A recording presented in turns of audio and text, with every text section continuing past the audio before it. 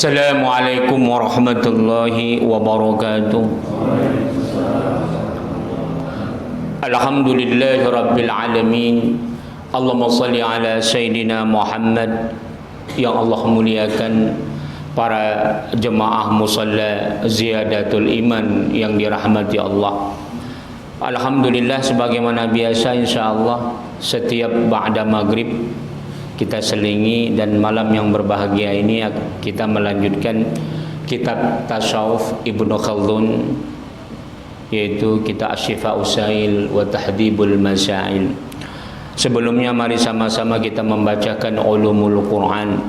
Lin Nabi Muhammadin sallallahu alaihi wasallam, ya Rasulullah, wa ala azwajihi wa alihi wa ahlil baitihi wa dhurriyyatihi ajma'in, wal awliya'i was salihin wal anbiya'i wal mursalin wal malaikatil muqarrabin, wa li abaina wa li ummahatina wa li jaddina wa li jaddatina ولأساتذتنا ولمعلمنا ولمشايخنا ولجميع المسلمين والمسلمات والمؤمنين والمؤمنات الأحياء منهم والأموات، خصوصا لصاحب المؤلف كتاب الشفاء السائل وتحذيب المسائل للإمام العلامة الفقيه المؤرخ أبو زيد عبد الرحمن بن محمد ابن خلدون، والفضيلة الإمام الرائد محمد زكي إبراهيم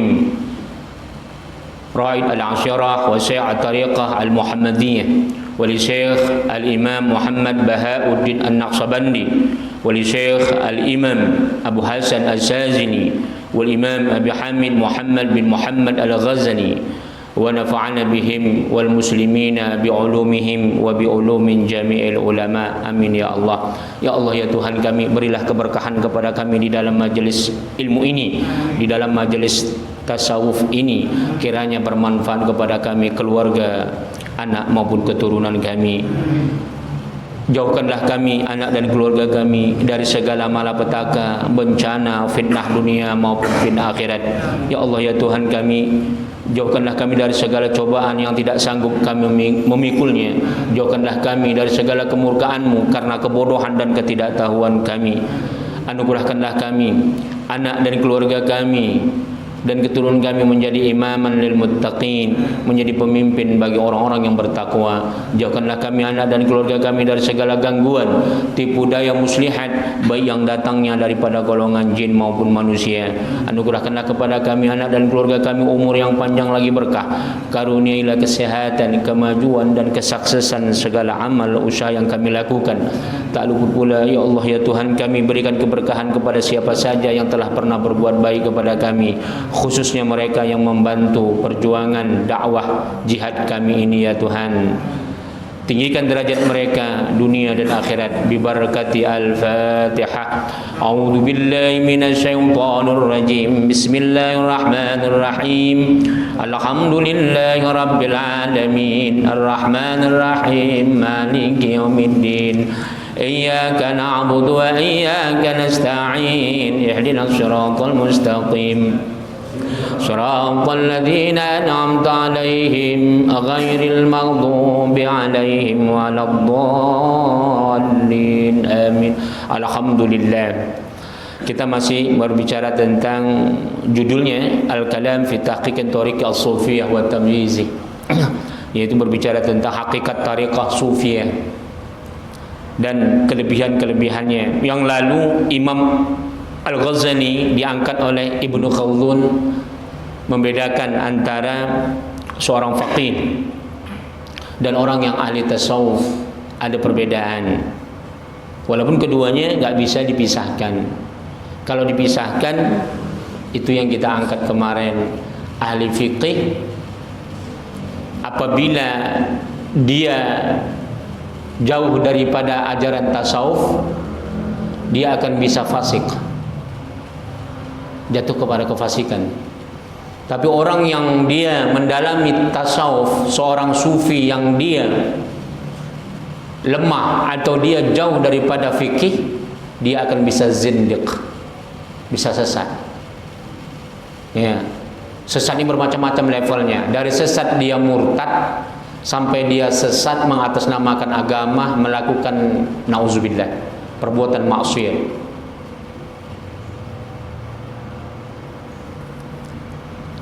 Makanya antara fikih dengan tasawuf ini tidak boleh dipisahkan. Jadi kalau tasawuf itu bagaimana kita bisa selalu islahul qulub, membersihkan hati. Dan ini cakupannya sangat luas dan manfaatnya adalah dunia dan akhirat. Kalau fikih memang dunia dan akhirat, tapi penekanannya adalah kepada dunia sebagaimana para ulama kita kemarin telah menjabarkannya.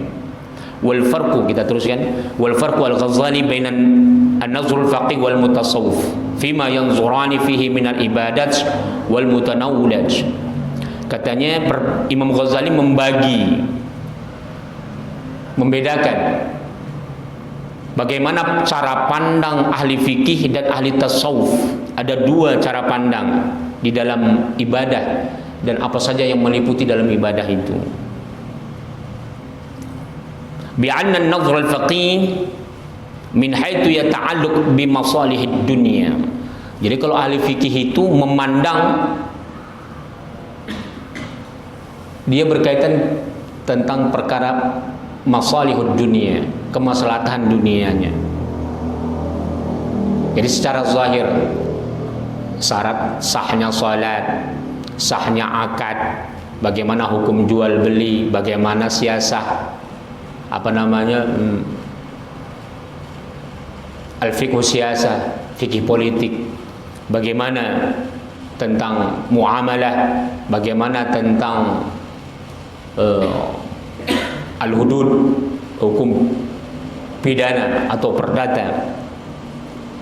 Jadi secara zahir saja dia, orang ngambil wudu, dilihat kalau secara fikih itu yang paling penting adalah syarat sahnya saja.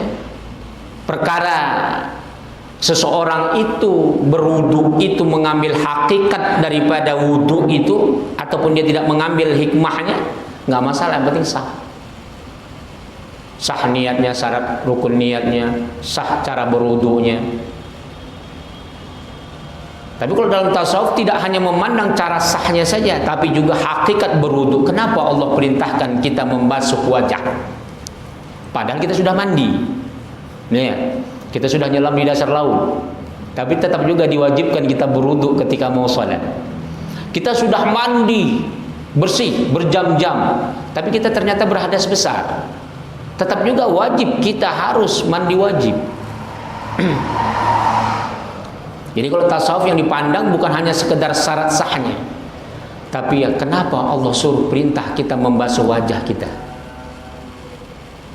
Artinya di wajah kita ada kedua mata, di wajah kita ada dua lubang hidung, ada hidung penciuman, di wajah kita ada lisan, di wajah kita ada mulut, di wajah kita banyak hikmah yang bisa diambil dari sana.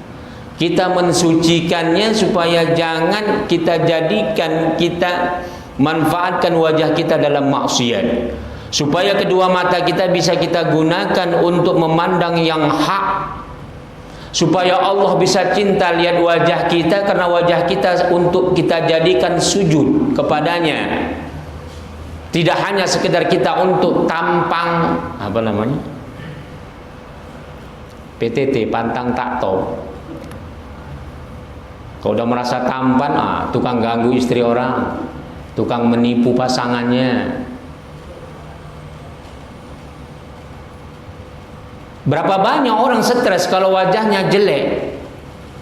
Kalau dia kaya berapa puluh juta menghabiskan uang hanya untuk mengoperasi plastik, karena dia nggak tahu hakikat wudu itu.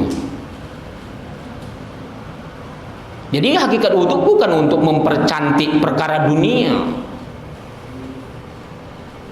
Hakikat wudu itu adalah untuk mempercantik wajah kita di hadapan Allah di dunia maupun di akhirat. Secara hakikat.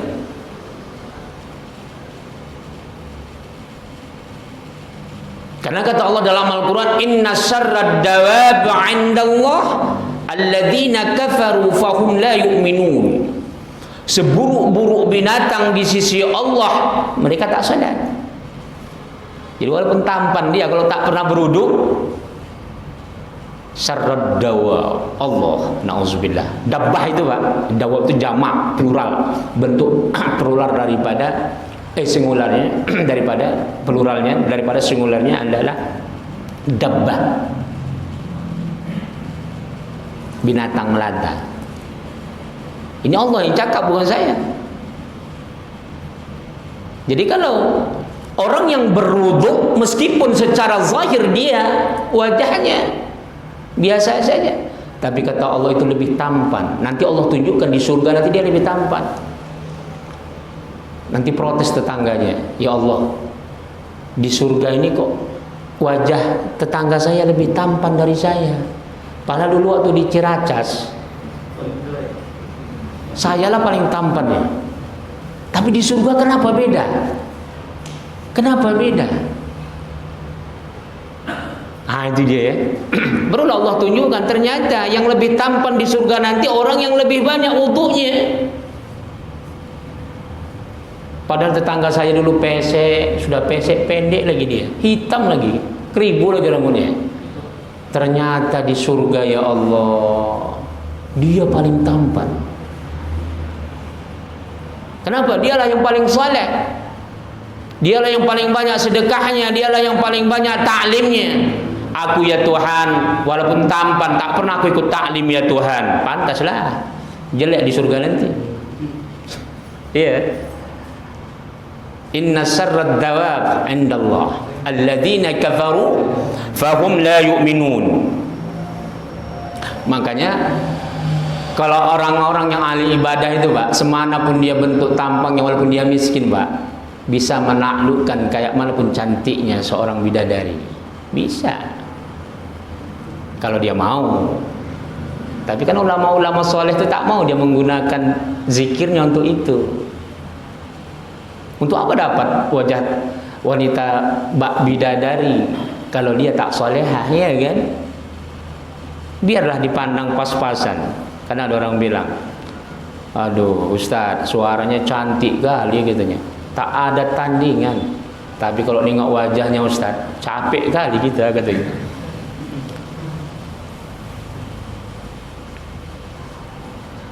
Tak boleh begitu. Kita memandang orang itu tidak bisa zahirnya. Innallaha la yanzuru fi suwarikum wala ila ajsamikum, kata Rasulullah, kama qala Rasulullah sallallahu alaihi wasallam. Allah itu tak memandang bentuk rupamu, fisikmu, walakin yanzuru fi qulubikum wa a'malikum. Tapi Allah tuh lihat bagaimana bersihnya hatimu dan perbuatanmu. Itu dia ya.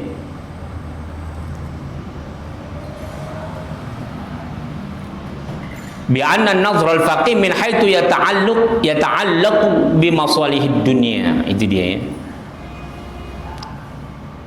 Jadi kalau ahli fikih itu dia berkaitan tentang kemaslahatan dunia. Bukan berarti tentang kemaslahatan dunia seolah-olah akhirnya nggak ada, tapi dia khusus memang mengkaji perkara-perkara dunia menurut tinjauan syariah. Itu dia. Dia tidak menyentuh hati.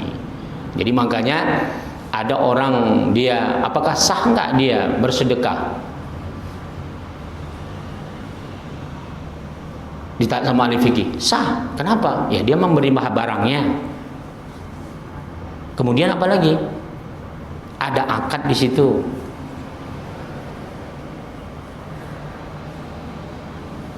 Kalau menurut tasawuf, bukan sekedar dia memberikan barang, dia ngasih barang itu ikhlas atau tidak. Jadi menurut ulama fikih, dia nggak memandang hatinya, mau dia ikhlas nggak ikhlas, lagi dia mengeluarkan zakat diterima. Nggak usahkan zakat, dia sedekah biasa pun terima. Perkara hatinya ikhlas nggak ikhlas, apakah dia mau ingin jabatan, apakah dia mau pilkada dan sebagainya, itu urusan dia sama Allah. Nah itu kalau pandangan fikih. Tapi bukan berarti juga ulama tasawuf itu setiap orang sedekah ditanya dulu, kamu ikhlas enggak? Enggak gitu. Bukan pula begitu juga nengoknya kan. Dan ulama tasawuf meskipun dia adalah amalan hati tapi tidak pernah mengkoreksi dan menghukumi hati orang. Tidak pernah. Nah, itu pentingnya tasawuf ini, bagaimana membangun akhlak, etika akhlak hati kita. Tidak sibuk dengan cacat aib orang lain, tapi kita sibuk dengan cacat diri kita. Kita teruskan. Wan nazrul al-mutasawwif wa nazaruhu al-mutasawwif. Bagaimana cara pandang ulama sufi? Min haitsu yata'allaqu bi masalihil akhirah, yaitu yang berkaitan tentang kemaslahatan, bagaimana kemaslahatan akhiratnya. Kalau ulama sufi itu takut dia, kita rajin ta'lim, rajin sholat, rajin sedekah, takut nggak diterima Allah. Ini yang kita amalkan, sudahkah Allah terima? Saya takut nanti ya Tuhan kalau hatiku hasad, iri, dengki. Karena kata Rasulullah, orang yang hasad, alaikum bil hasad, hati-hati. Kamu itu dilihat dari dengki atau tidaknya. Nanti hasad itu akan bisa menghapuskan amal ibadahmu. Kan naril hatab, seperti api memakan kayu bakar. Orang yang iri, dengki, itu akan menghapuskan amal ibadah dia. Nah, itulah dia ya. Jadi bimasalihil akhirati, bagaimana kemaslahatan akhirat itu yang dipandangnya. Kaya pun dia selalu tujuannya untuk akhirat, miskin pun dia selalu untuk akhirat.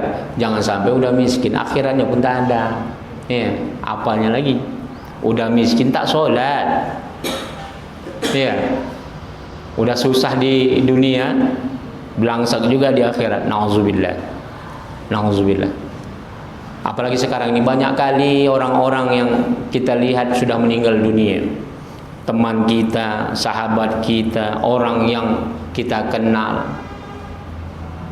Coba, yang dulu bersama kita telah meninggalkan kita, yang dulu membahagiakan kita, yang banyak membantu kita telah meninggalkan kita. Mereka orang-orang yang kita cintai telah meninggalkan kita. Apa yang mereka bawa? Maka kita pun berpikir, ya Tuhan, jangan sampai aku meninggalkan dunia ini tak ada yang kubawa ke hadapan-Mu ya Tuhan. Tak banyak yang Allah minta. Apa yang Allah minta? Al-yauma, pada hari akhirat nanti kata Allah, la yanfa'u malun wala banun illa man atallaha biqalbin salim. Tak banyak, kata Allah, nanti di akhirat nanti tak bermanfaat harta engkau maupun anak-anakmu yang kaya-kaya, anakmu yang tampan-tampan, yang cantik-cantik. Bukan itu yang ku minta, kata Tuhan. Melainkan engkau datang samaku dengan hati biqalbin salim, dengan hati yang bersih. Allah, cukup hati yang bersih Allah minta. Ya. Tak banyak yang Allah minta.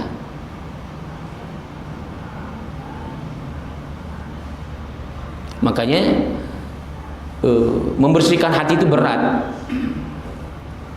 Bagaimana hati kita bisa istiqomah, bagaimana hati kita bisa tunduk kepada Allah, itu berat. Kenapa Allah sebut dalam Al-Quran, wa aktsaruhumul kafirun, mayoritas manusia banyak yang tak berakidah, wa aktsaruhumul fasiqun, mayoritas manusia banyak yang fasik, wal munafiqun, pokoknya mayoritas itu rata-rata yang buruk. Kenapa? Allah sebut dalam Al-Quran gini, wa allafa bainahum, hanya Allah yang mampu bisa menyatukan hati orang itu. Hanya Allah yang bisa membuat hati siapa saja untuk bersatu, untuk taat, untuk apa saja. Wa allafa bainahum law anfaqta ma fil ardi jami'an ma allafa baina qulubihim. Allah, meskipun kau sumbangkan harta dunia ini, walafa bainahum law anfaqta ma fil ardi, kalau meskipun kau sedekahkan seluruh harta di dunia ini,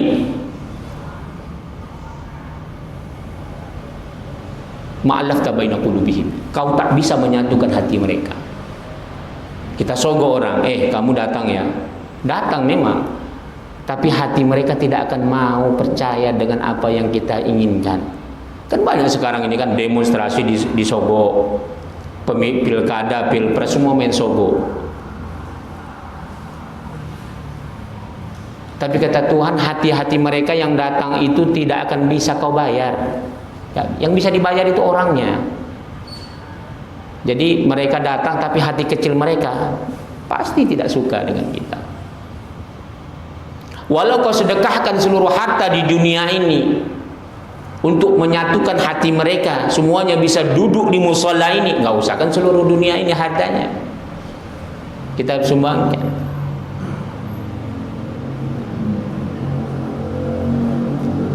Tak akan bisa. Walakinna allafa bainahum, akan tetapi hanya aku, kata Tuhan, yang mampu bisa menyatukan hati mereka.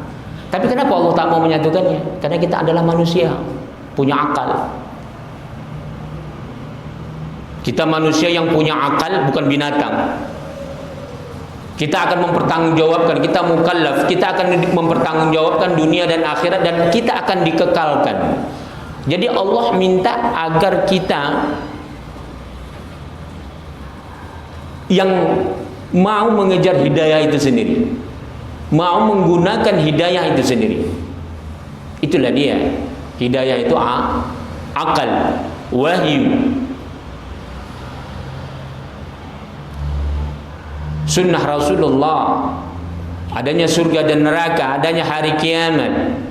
Jadi hidayah itu harus kita yang usahakan. Tapi juga di samping kita berusaha untuk mendapatkan hidayah, kita terus ada juhud, jihad di sana. Walladzina jahadu fina lanahdiyannahum subulana wa innallaha lama'al muhsinin. Walladzina jahadu fina, Allah minta jihad kita. Jangan sampai kita cari makan jihad. Kita punya kesungguhan untuk cari makan. Kita punya kesungguhan untuk seks, untuk syahwat perut, untuk syahwat mata. Tapi jihad kita untuk di jalan Allah tak ada. Jadi kata Allah, walladzina jahadu fina lanahdiyannahum subulana wa innallaha lama'al muhsin. Orang yang dia mau berjihad untuk hidayah dirinya, akan aku berikan, kata Allah, petunjuk. Sesungguhnya Allah bersama orang-orang yang muhsin, orang-orang yang selalu melakukan kebaikan. Jadi tidak seperti membalikkan telapak tangan. Manusia ini, kita ini, hati kita, kalau perkara dunia kita berani mati-matian. Tapi kalau untuk perkara akhirat, subhanallah, tidak ada jihadnya. Semuanya mau gratis. Iya, itu dia. Semuanya mau gratis. Tapi kalau perkara dunia, berapapun sanggup kita bayar. Coba lihat orang masuk sekolah kedokteran, Pak, berapa ratus juta pun sanggup dia jual tanah, jual ini. Iya. Tapi dia duduk di majelis ilmu, nggak usah bayar, duduk hanya 1 jam. Bainal maghrib wal isya, antara maghrib dan isya. Berapa orang? Ya, kita lihatlah sendiri berapa orang, ya kan. Tapi kalau untuk perkara dunia, supaya kita jadi pilot, berapa ratus juta pun kita bayar. Apalagi kalau kita masuk sekolah STPDN, sekolah pemerintahan, sekolah sekarang apa namanya? IPDN. Yang sudah jelas kalau tamatan IPDN itu bakal jadi camat, bakal jadi bupati. Itu Pak, nyogok duitnya, wah, zaman Soeharto dulu Pak, ratusan juta itu Pak. Jadi polisi pun gitu juga. Jadi tentara pun begitu juga. Coba kita suruh orang duduk taklim sini nyogok, boro-boro nyogok, suruh datang gratis, dia tak akan mau dia, ya kan? Nah, itulah dia. Kenapa? Karena kita belum mati. Kata Allah apa? Alhaakumut takatsur. Kamu tuh kata Allah suka berlomba-lomba untuk bermegah-megahan ketika hidup di dunia ini. Alhaakumut takatsur. Gelamau, cinta dunia, berlomba-lomba kita untuk mencari kehidupan dunia. Hatta zurtumul maqabir, sampai engkau masuk ke liang kubur. Allah. Kalau sudah masuk ke liang kubur, tak ada artinya lagi, ya kan? Kita teruskan qala li'anna nazar faqih fil ibadah allati Rasul al-Islam innama huwa min haitsu innaha hal tasifa takunu mujzi'ah. Jadi beliau berkata apa? Kata Imam Ghazali, pandangan orang ahli fikih itu tentang ibadah dasarnya adalah Islam. Innama huwa min haitsu innaha hal tasih. Jadi bagaimana? Yang penting orang itu sudah Islam. Bagaimana, apakah sah yang dilakukannya, ibadahnya atau tidak? Jadi kalau seandainya dia sah fatakunu mujzi'ah, maka ya sudah, dia akan mendapat ganjaran dari itu. Wa yaqa'u biha al-imtithal wa yasqutu al-qata' atau tufsidu fala takunu mujzi'ah wa la yaqa'u biha al-imtithal fala yasqutu al-qata'. Jadi seseorang itu kalau dia sesuai apa yang dilakukan, tidak melanggar hukum, maka dia diputuskan orang yang benar. Tapi kalau dia salah, secara hukum, maka dia diputuskan bersalah. Jadi bukan dipandang hatinya. Makanya hukum pidana itu Pak, baik dia syariah ataupun yang bukan syariah, dia memandang zahir. Al-hukmu yudallu ala zahir. Hukum itu diputus secara zahirnya. Jadi jangan heran nanti ada orang yang berkhianat. Kalau secara verbal dia bisa menang. Contoh, Bapak punya tanah, tapi surat Bapak ditipu. Surat tanah Bapak itu bisa dipalsukan sama dia. Akhirnya Bapak surat tanahnya nggak ada, surat tanah yang ada sama dia. Baru kemudian dia mengaku, secara verbal dia bisa menang dalam undang-undang.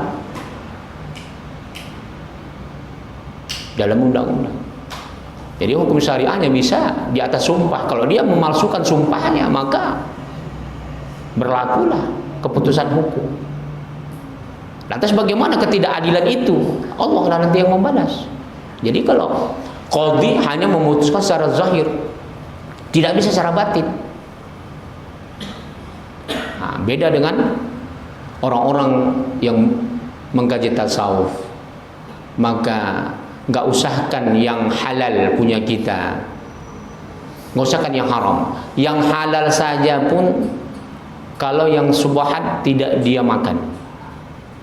Berapa banyak harta yang halal tapi dia praktekkan cara yang haram. Apa itu?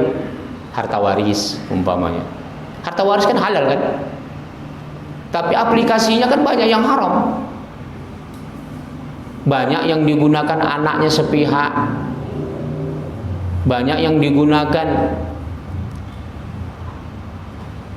keluarganya sepihak dan sebagainya.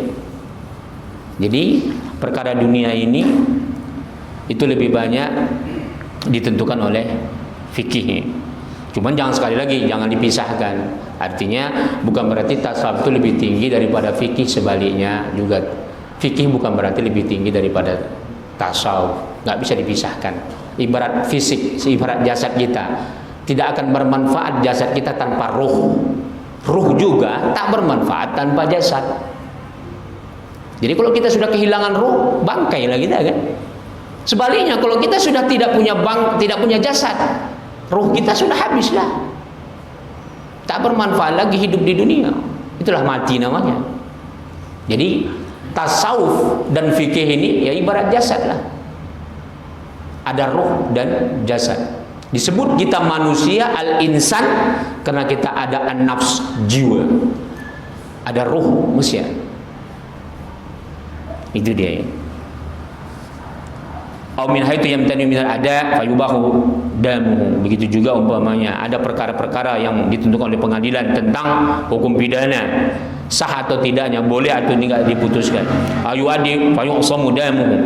Begitu juga yang apabila ada keputusan qadhi, ada keputusan hakim. Kalau sudah keputusan qadhi dan hakim berkaitan kepada fikih. Jadi fikih ini adalah hukum. Bagaimana kalau seseorang yang halal atau tidak darahnya? Nah, itu kan keputusan qadhi ya. Wa kadzalika nazul fil halal wal haram. Begitu juga memutuskan tentang halal dan haram. Kita katakan LP POM MUI pusat atau LP POM MUI di mana saja. Itu kan mengeluarkan label halal setiap perusahaan. Dia secara zahir saja. Dia periksa ke pabriknya bagaimana pembuatan sarden. Itu diteliti, langsung sampai ke pabriknya, ditengok cara kerjanya bagus. Maka dia harus memenuhi persyaratan.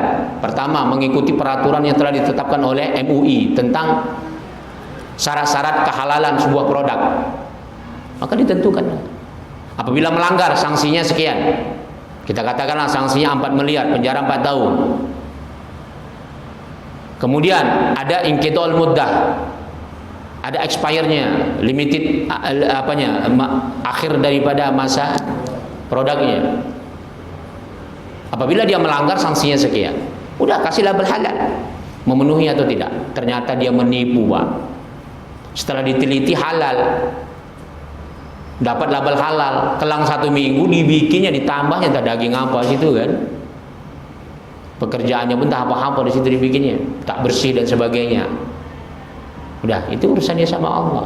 Tapi apabila ketahuan ada saksi yang menyaksikan dia melanggar syarat dan ketentuan yang telah ditentukan, maka dia kena pidana. Nah, itu ya. Sama kayak undang-undang perpajakan umpamanya. Apa semua jujur orang tentang pajak? Maaflah, menteri perpajakan itu saya yakin dia nggak jujur pajak dirinya. Yakin saya itu. Ya. Semua pegawai perpajakan kalau ditanya jujur nggak dia membayar pajak, yakin saya nggak. Nah, tapi undang-undang itu memandang secara zahir saja. Sama kayak zakat, itu kan secara zahir saja. Tapi kalau orang tasawuf, dia akan takut. Walau dia menipu di hadapan manusia bisa. Saya mengeluarkan zakat, saya katanya. Tapi nggak pernah. Kalau orang yang belajar tasawuf, seorang sufi, takut kali dia menipu. Di hadapan manusia kita bisa menipu, di hadapan Allah tak bisa. Itu dia ya. Jadi halal dan haram. Wa huwa haitu innahu tasarruf fi malil ghair. Fa hal yantazi' min yadihi li mustahaqqi syar'an am la. Itu juga keputusan-keputusan tentang jual beli ya. Menurut syariat, apakah dia ilegal atau legal atau ilegal? Itu fikih, ranahnya fikih. Jadi jual beli itu ranah fikih dalam berbisnis. Kalau dalam tasawuf tidak mengkaji itu. Tasawuf tidak mengkaji ranah bisnis. Cuman bagaimana orang-orang berbisnis kalau dia belajar tasawuf, maka dia punya etika akhlak.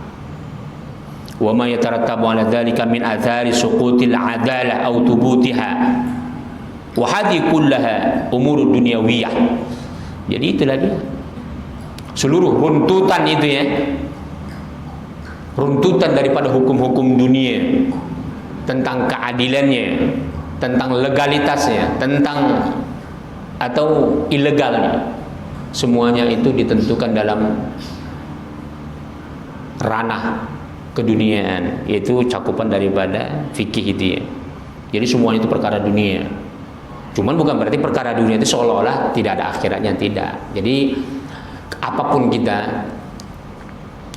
yang kita kerjakan, kalau niatnya lillahi ta'ala, maka itu semua adalah akan mendapat pahala.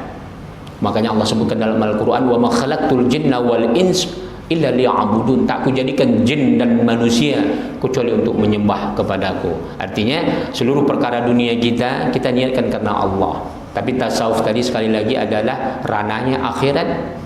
Bukan berarti syariat tidak ranahnya akhirat. Artinya dia mengurus perkara dunia. Kalau tasawuf bagaimana hati kita, hati manusia bisa tentram, bisa damai. Makanya ada hadis Rasulullah, la yakunu rajul minal muttaqin hatta Yada' ma la ba'sa bihi makhafatan mimma bihi ba's. Kata Rasulullah, seseorang itu belum dikatakan dia bertakwa sampai dia meninggalkan semua perkara yang buruk dan dia yang tinggal sama dia selalu perbuatan yang baik. Itu yang dikatakan takwa. Seseorang itu belum dikatakan bertakwa, kata Rasulullah, belum dia disebut muttaqin kalau belum tetap hanya kebaikan yang ada di dalam dirinya. Itu dia ya. Wallahu taala alam bisawab. Silakan kalau ada pertanyaan, kalau enggak kita teruskan. Fadhal. Assalamualaikum warahmatullahi wabarakatuh. Waalaikumsalam. Apa pengertian halwat atau suluk dalam ilmu tasawuf? Ayat yang pertama, yang kedua, saya pernah baca ada di dalam tubuh kita itu banyak macamnya, ada roh gitu. Kita tahu kan ada rohnya. Tasawuf memandang roh itu seperti apa? Atau penjelasannya apa? Itu aja, Ustaz. Terima kasih. Itu aja ya. Jadi al-khalwat itu artinya bersunyi-sunyi ya. Jadi dalam tasawuf itu, nanti dalam thariqah itu ya. Dalam tasawuf, kalau tasawuf luas dia kajiannya, ilmunya termasuk filsafat segala macam. Tapi nanti di dalam ajaran tasawuf itu ada namanya thariqah. Di dalam thariqah itu kita ada nanti masanya disuruh kita berkhalwat, bersuluk. Artinya ada masanya kita untuk menyendiri. Karena kita nggak bisa hati kita tenang kalau kita terus dalam keramaian. Jadi ibarat kita hidup, Allah berikan siang untuk kita bekerja, Allah berikan malam kita untuk istirahat. Fisik saja ada istirahatnya. Begitu juga roh kita. Kemarin sebenarnya sudah ditanya tentang roh, jadi berkaitan ya. Langsung saya jawab pertanyaan pertama dan kedua tentang roh yang dalam manusia. Kemarin sudah kita jabarkan. An-nafsul amarah, nafsul lawamah, nafsul mulhamah, nafsul mutmainnah. Jadi itu adalah roh, martabat roh dalam diri kita. Jadi kita tidak akan bisa mencapai roh kita yang sempurna kalau kita tidak pernah bagaimana mengisi roh kita untuk mendekatkan diri kepada Allah. Kita bisa melihat sesuatu oleh mata indera kita dengan cahaya. Maka mata hati kita juga bisa melihat sesuatu tapi bukan dengan cahaya. Bukan cahaya yang cahaya dunia, tapi cahaya roh, nur. Nur yang Allah anugerahkan kepada roh kita. Tidak akan bisa roh kita melihat kebenaran kalau kita tidak dekat kepada cahaya yang memberikan cahaya itu. Siapa? Allah. Hati kita tidak akan bisa terkendalikan dengan baik kalau kita tidak dekat dengan Sang Pencipta. Jadi ruh ini dekat sekali dengan Yang Maha Pencipta. Kalau kita jauh dari Sang Pencipta, maka ruh kita akan kering, akan buta. Kalau mencari manusia buta susah. Tapi kalau mencari hati yang buta banyak. Hati yang buta yang mana? Yang keras, nggak mau sholat, nggak mau dia menerima kebenaran. Hatinya selalu hasad, iri, dengki, ujub, membanggakan diri, namimah dan sebagainya. Semua sifat-sifat yang kotor itu selalu ada dalam hatinya. Jadi suluk itu tujuannya apa? Berkhalwat itu, kita menyendiri itu. Bagaimana kita bisa untuk khusyuk menghadap Sang Pencipta. Makanya rentetan suluk itu yang di luar tasawuf, yang di luar thariqah, itulah kita disuruh Rasulullah bangun tengah malam. Kemarin kita di dalam kitab Al-Muwatta bagaimana dalam hadis kudusi Allah turun ke langit dunia di akhir sepertiga malam. Dia menunggu siapa yang mau memohon ampun kepadaku, akan kuampunkan dosanya. Siapa yang mau meminta doa kepadaku, akan kukabulkan doanya, kata Allah dalam hadis kudusi. Banyak hadis-hadis sahih tentang itu. Udah di luar thariqah, di luar tasawuf, kalau untuk orang awam tingkatan khulwat sulu itu dari tahajud itu dulu. Tapi nanti setelah dia mendalami, setelah dia menjadi istiqomah terhadap tahajud, dia merasakan masih kurang itu khalwat itu, masih kurang, masih perlu waktu yang lama, lebih lama daripada sepertiga malam, lebih lama daripada setengah malam yang ada. Lebih lama lagi dia ingin mencari Tuhannya daripada hanya satu malam. Itulah dia dalam thariqah itu. Banyak orang thariqah itu ada 10 hari, 20 hari, 1 bulan, 40 hari dan sebagainya. Ada tingkatannya. Dalam thariqah itu dia nanti dalam suluk itu nanti dia berzikir, bermuhasabah. Jadi kalau di dalam dunia selain daripada thariqah dikenal lagi istilah iktikaf. Iktikaf itu adalah salah satu cara suluk. Jadi suluk itu asalnya adalah sebagaimana kita diperintahkan i'tikaf. Makanya i'tikaf itu tidak, kalau menurut Imam Ahmad bin Hanbal, tak boleh kita baca Quran orang yang i'tikaf. Tidak boleh ta'lim, makruh. Begitu juga pendapat Imam Malik. Kenapa Imam Syafi'i membolehkan? Karena menurut Imam Syafi'i i'tikaf itu enggak perlu lama. Cukup dia masuk saja stay. Dia berdiri sebentar, niat i'tikaf, nawaitu i'tikaf lillahi ta'ala, sah. Tapi kalau menurut Imam Malik kan i'tikaf itu mesti 24 jam dan dia harus puasa. Maka martabat i'tikaf yang paling tinggi itu adalah pendapat Imam Malik. Makanya apa inti daripada i'tikaf? Muhasabah. Jadi thariqah suluk itu itulah dia. I'tikaf seperti i'tikaf itu. Bedanya kalau i'tikaf di masjid. Kalau suluk tidak. Di mana saja, khususnya mereka nanti di pesantren-pesantren mursyidnya.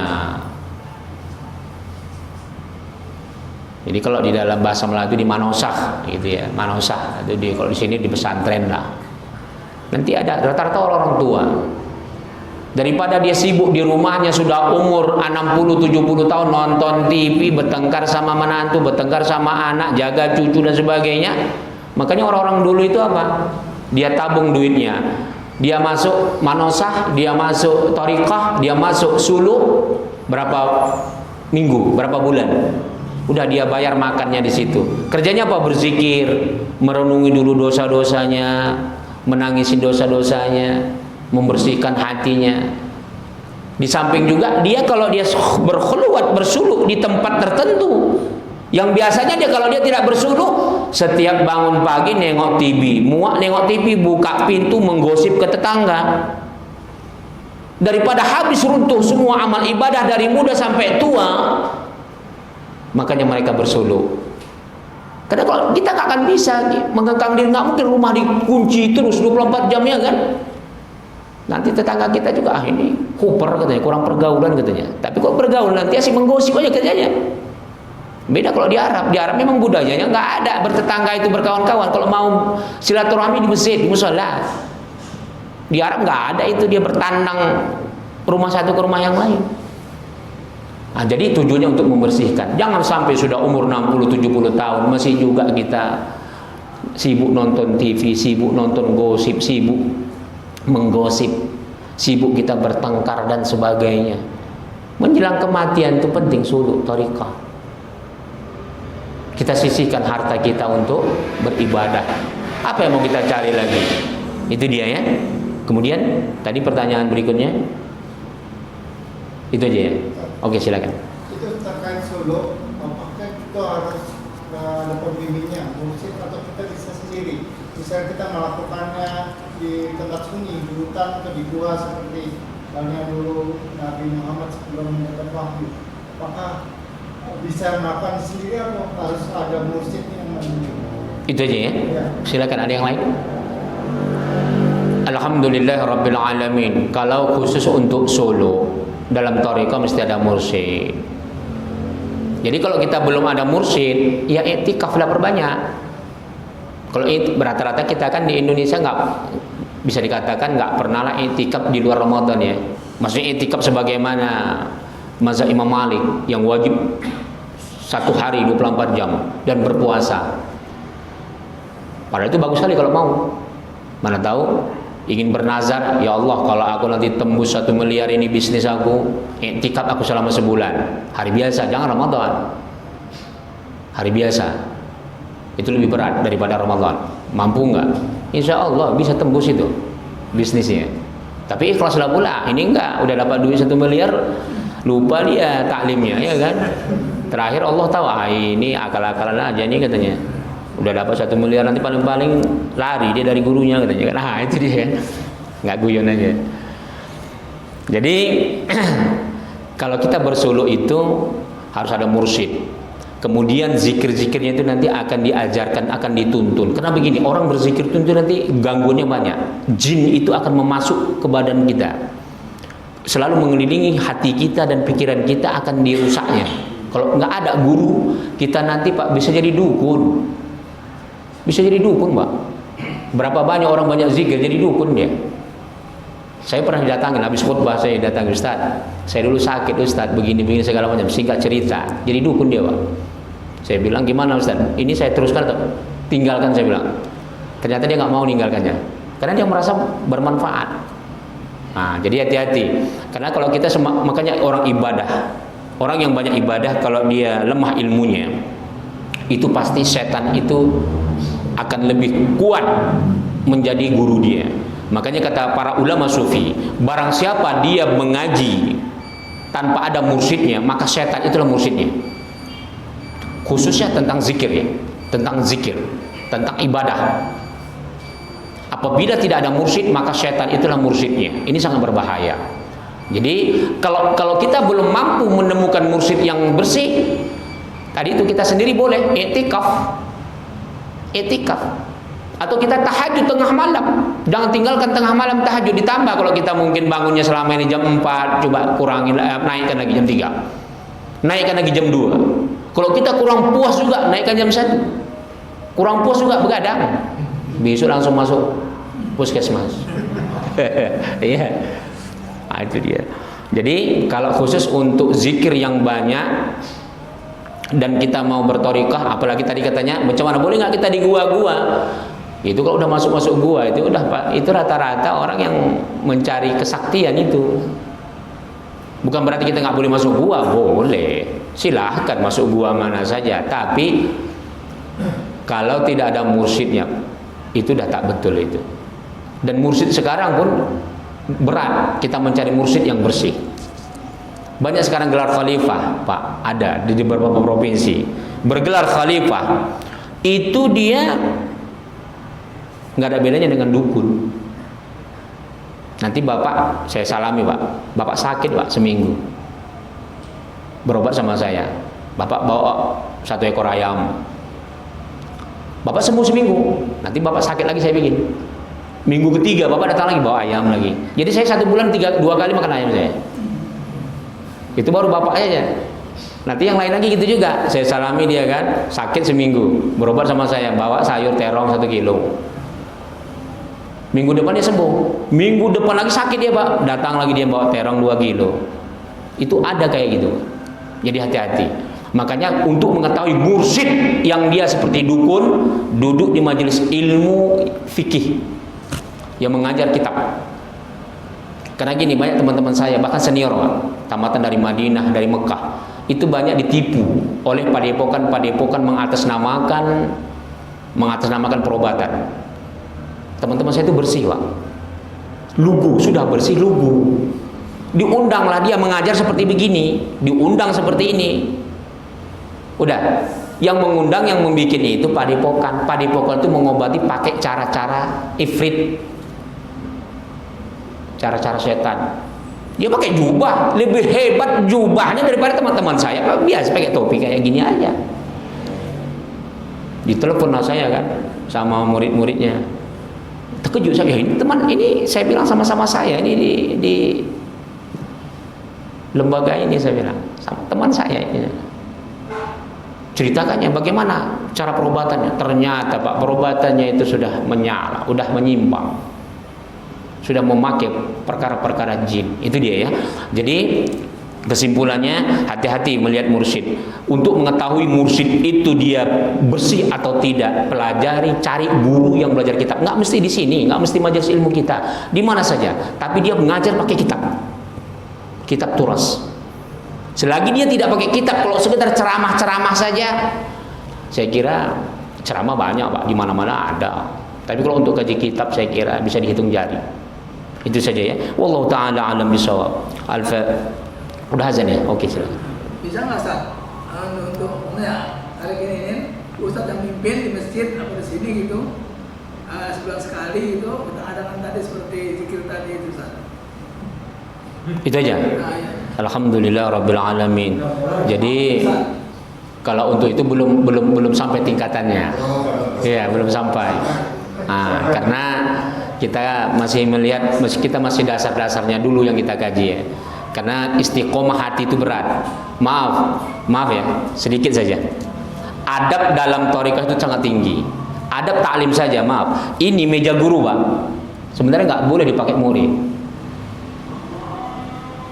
Itu adab. Dalam thariqah lebih tinggi lagi nanti. Gelas ini kalau udah untuk guru, jangan dipakai untuk yang lain. Itu baru adab dalam taklim saja.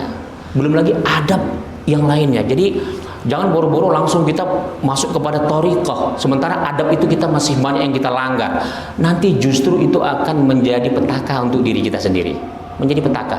Zikir itu akan menjadi bencana untuk diri kita ketika kita melanggar adab-adab itu. Nauzubillah, teman, nauzubillah. Itu saja ya. Jadi kita pakai tahapan-tahapan dulu. Wallahu taala alam bisawab. Al-Fatihah. A'udzubillahi minasyaitonirrajim. Bismillahirrahmanirrahim. Alhamdulillahi rabbil alamin arrahmanir rahim maliki yaumiddin.